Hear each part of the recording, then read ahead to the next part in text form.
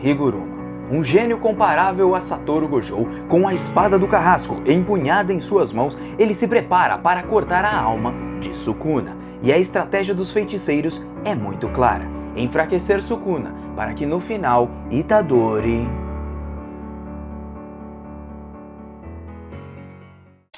pessoal, parece que no capítulo 246 as coisas voltaram a esquentar, principalmente com a estratégia minuciosa dos feiticeiros que está apenas nas entrelinhas, e assim como em um tabuleiro de xadrez, os feiticeiros se preparam para dar o checkmate no seu adversário. E claro, se quiser conferir essa estratégia, as teorias e tudo que rolou no capítulo 246, você vai ficar comigo nesse vídeo até o final, juntamente com o Mano Joe. Então, vamos lá, galera!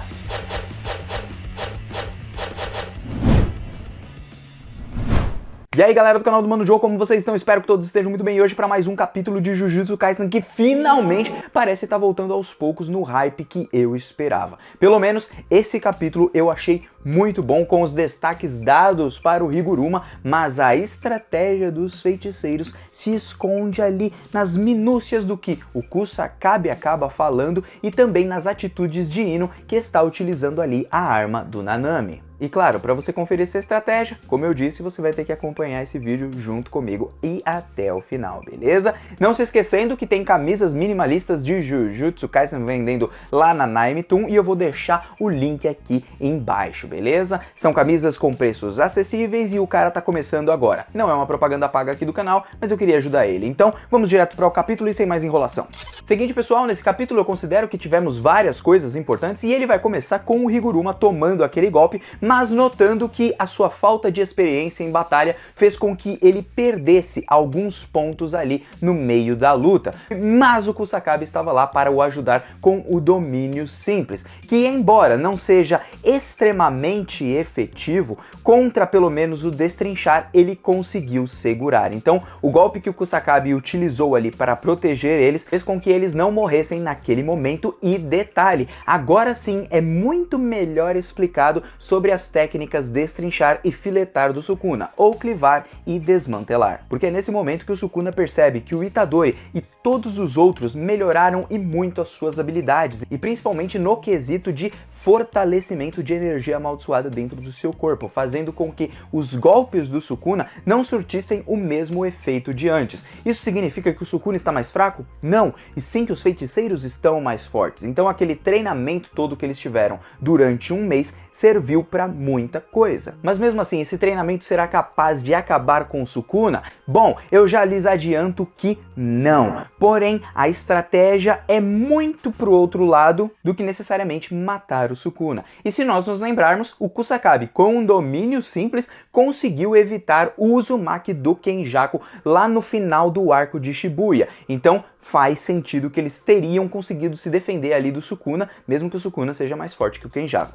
Bom, e é nesse momento que o Kusakabe começa a explicar algumas coisas muito interessantes, que nem todos os cortes do Sukuna são os cortes que cortam o mundo, que foi aquele que ele utilizou contra o Hajime e também contra o Gojo, que tem uma extensão no alvo da técnica. E aí é bem interessante de notar que o Kusakabe mesmo diz que há votos ou condições para os quais o Sukuna tem que utilizar aquele golpe que corta o mundo inteiro, que simplesmente, segundo ele, é indefensável, mas que vale o adendo que ele não é utilizado todas as vezes, ou ele não pode ser utilizado quando o Sukuna quiser, por assim dizer. Tem alguma condição ou voto, e eu acredito que depende muito, não só da força do feiticeiro com quem o Sukuna está lutando, como também, talvez até mesmo, uma carga de cortes para aí chegar num limite, e aí quando bater nesse limite ali, o Sukuna conseguir utilizar ele. Basicamente como se fosse uma barra de mana que vai enchendo, e quando chega no total, o Sukuna consegue utilizar. Mas isso é apenas uma teoria que eu imagino,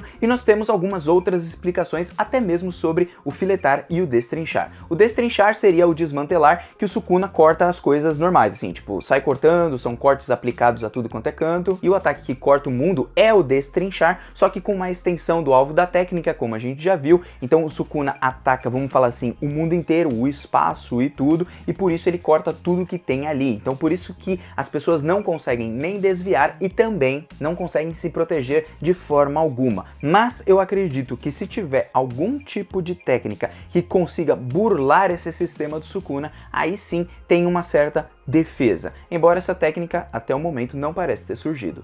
De todo jeito, outras explicações são dadas pra gente, principalmente sobre o clivar, que tirando quando o Sukuna ativa o seu domínio, o clivar só pode ser utilizado com contato físico. Por isso que na luta em Shibuya contra o Mahoraga, Sukuna utilizou o clivar quando ele toca na cabeça dele e corta o bicho. Ele não pode utilizar essa técnica sem o contato físico, o que explica muita coisa. Outra coisa é que o próprio Kusakabe fala assim, poxa, ele nem utilizou a habilidade das chamas. E isso é bem estranho, mas se ele não pode utilizar ela porque ele tá com duas técnicas no momento, no caso a do Megumi e a dele normal de cortes, que é a do santuário, talvez aí haja uma explicação, pelo menos para esse caso. Porém, se eles ficarem pensando nisso a todo momento, não vai adiantar de nada. E é então que nós vemos alguns diálogos deles, porque o Kusakabe fala assim, olha Higuruma, eu vou proteger você, nem que eu tenha que morrer. E aí ele pensa, putz, falei isso daqui, né, mano?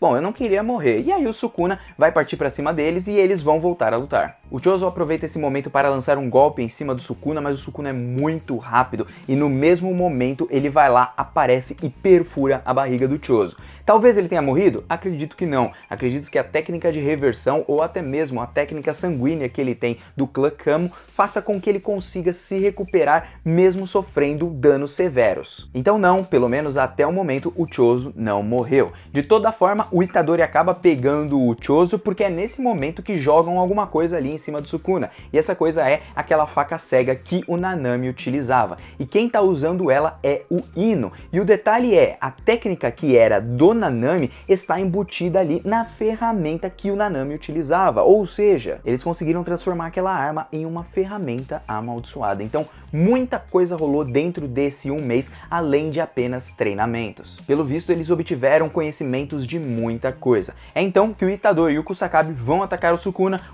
utiliza os seus cortes, o Higuruma aparece para cortar o Sukuna ali com a espada, mas apenas faz um corte de cabelo nele, e é então que o Sukuna segura ele, dá um monte de soco na cara dele, joga ele longe, bota todo mundo ali para correr, vai correndo para cima do Higuruma para matar ele, enquanto o Kusakabe grita pro Itadori, vai junto com ele, não deixa ele sozinho, porque o Higuruma é a chave para eles derrotarem ou até mesmo nerfarem o Sukuna. Então ali a gente já começa a ver como as estratégias estão sendo feitas. Primeiro, o Kusakabe já tem conhecimento amplo sobre o clivar, sobre o desmantelar, e aí a partir desse momento parece que eles estão querendo tirar o máximo do Sukuna que eles podem para que no momento certo de vulnerabilidade do Sukuna, porque mesmo sendo um monstro muito forte, todos eles têm algum tipo de fraqueza, eles aproveitem esse momento para que o Itadori de fato derrote ele. Como isso pode acontecer, eu já explico para vocês. Que é então que o Higuruma vai parar em uns escombros, enquanto o Itadori vai disputar a corrida com o Sukuna, mas o Sukuna é muito mais rápido do que ele.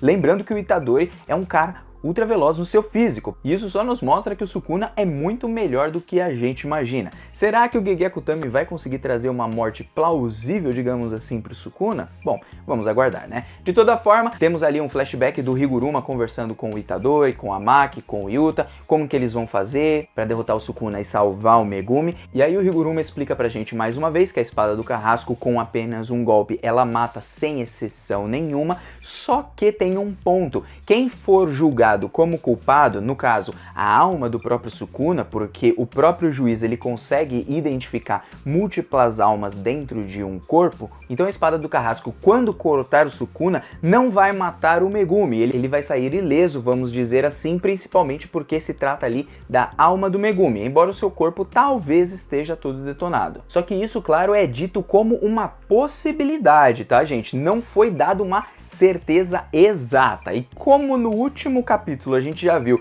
que não podemos ter uma certeza exata ali sobre as armas do Higuruma, a gente sempre tem que ter ali uma pulga atrás da orelha. De toda forma, essa é uma grande vantagem, e é então que depois, naquele mesmo dia, o Itadori vai conversar com o Higuruma e pergunta pra ele: poxa, você quer morrer? E aí então o Higuruma fala: poxa, isso do nada, o que você quer saber, né? E aí o Itadori fala: pô, você não sabe usar a técnica de reversão. E acredito que o Higuruma realmente não vai utilizar esse tipo de técnica. Acho que talvez será a única coisa que ele não vai ter tempo de aprender. Pelo menos é um achismo meu. De toda forma, o Itadori vai conversando com ele, e o Higuruma diz que ele desistiu das leis e deu as costas para ela novamente. Eu acredito que quando ele diz isso é porque novamente ele está utilizando a lei ao seu favor, de forma parcial. Então não é como se fosse um juiz imparcial para as coisas, e sim está usando sempre a lei ao seu favor, quando ele deveria ser imparcial por ser um advogado, esse tipo de coisa, tratar ali com evidências e tudo mais. Por isso ele pretende morrer de uma vez e punir a si mesmo por conta disso, mas o Itadori diz para ele: pô, eu tô na mesma situação que você e tal, eu gostaria que você voltasse,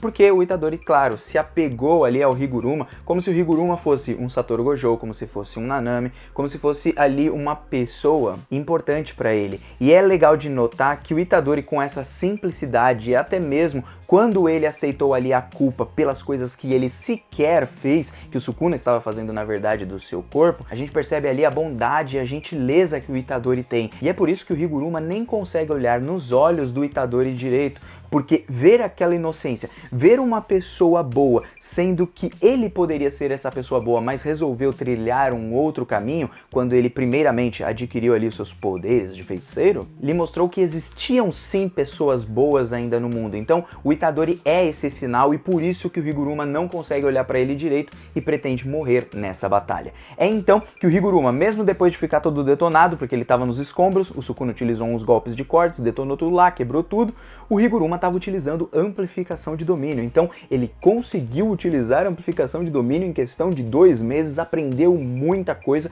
O Sukuna começou a ficar fascinado com tudo isso, porque graças a isso minimizou os danos daqueles cortes do Sukuna. E aí então o Higuruma é comparado ao Satoru Gojo em questão de talento, e ele faz a sua espada do carrasco brilhar novamente, principalmente porque quando a gente tem a amplificação de domínio, a gente exime ali as técnicas, né? A gente tira as técnicas, e ele se prepara para cortar o Sukuna novamente. E ali a gente termina o capítulo, e olha só a estratégia deles que eu imagino que vai acontecer. Bom, é o seguinte, pessoal, para mim eles estão tentando enfraquecer o Sukuna das formas que eles conseguem, porque eles sabem que sacrifícios serão necessários, que pessoas morrerão no meio do caminho, e é por isso que o Higuruma, ele ainda deve ativar mais uma vez a sua expansão de domínio. Nós devemos ver os olhos completos ali do juiz, do Shikigami, do Higuruma, com um novo julgamento, e a partir do momento que todas as pessoas vão ali lutando contra o Sukuna, aparecendo a Maki, aparecendo o Yuta, talvez até mesmo o Hakari, se ele sobreviver contra o Uraome, a gente pode perceber que, bom, todos eles vão tentar ao máximo cercar ele, para chegar a tal ponto que o Itadori, no finalzinho, pode tomar o controle da alma do Sukuna, fazendo retornar para o seu corpo, controlando o próprio Sukuna, e é aí, nesse momento, que a gente pode acabar com o Jujutsu Kaisen. Ainda tem a assimilação do Tengen, o que me faz imaginar que mesmo que os feiticeiros ali estejam nerfando o Sukuna ou alguma coisa assim, pode ser que o Sukuna não consiga evitar essa assimilação, porque os feiticeiros vão forçar ali o seu enfraquecimento. Ou então essa assimilação pode acontecer com o Itadori, que é o único que a gente vê ali como receptáculo, e aí ele ganha o grande boost de poder para finalmente lutar contra o Sukuna, vamos falar assim, de igual para igual, e os dois se matarem ali numa batalha, ou então o Itadori vencer no final, mas talvez se tornar em uma maldição por completo. Tem coisas aí que ficam ainda bem misteriosas, nós podemos ter uma mistureba aí de Tengen, né, herdando a vontade do Kenjaku, porque pra mim o Kenjaku está morto, está finito, acabou tudo, mas ainda tem o Tengen, tem a Miwa que pode estar traindo o povo, mas aí a gente não sabe, e também temos ali o próprio Itadori sendo o receptáculo, e o Kenjaku enganando todo mundo mais uma vez, e aí sim nós veremos essa batalha final de 2 maldições, com o Itadori se tornando no final uma maldição por completo. Bom, eu gostaria de saber a opinião de vocês, se vocês acham que o Itadori vai pegar o Sukuna, a alma do Sukuna, de volta pro corpo dele, se ele vai conseguir fazer essa transferência, quais os estudos da Yuki podem ter ali alguma relevância nessa estratégia, porque pra mim eles estão ali como se fosse num tabuleiro de xadrez, então eles estão jogando as peças e tudo, o Sukuna tá achando que tá abalando e tal, porque tá comendo todas as pecinhas, mas no final pode ter um checkmate. E aí, a soberba, como a gente sabe, precede a queda e o vilão será derrotado. Gostaria de saber a opinião de vocês, o Mano Joe aqui está vazando, se eu brisei demais não se importem, porque eu gosto, tá bom? Mano Joe tá indo nessa, até uma próxima. Beijo no coração, fui, valeu!